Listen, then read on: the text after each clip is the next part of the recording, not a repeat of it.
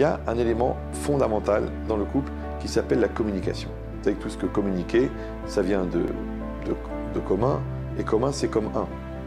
Et comme un c'est communion. C'est-à-dire qu'on ne peut pas arriver à la communauté et à la communion si on n'a pas de communication. C'est pour ça qu'il y a un grand Yetzer Hara de ne pas communiquer. D'accord, j'ai pas envie de parler, elle me saoule, je comprends rien ce qu'il raconte, il me prend la tête, vous les hommes vous êtes comme ça. Toutes ces barrières à la communication qui font en fait le jeu du Yetzer Hara. J'ai dit souvent qu'une destruction d'un couple, c'est un peu comme un commando qui va attaquer une maison. Qu'est-ce qu'il fait? La première chose qu'il fait, eh ben, il coupe les communications.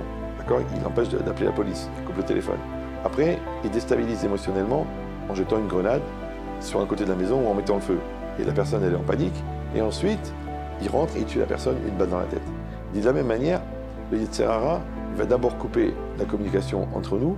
Ensuite, il va casser les émotions, parce que les émotions sont les fruits de la communication. C'est parce qu'on se comprend qu'on se ressent.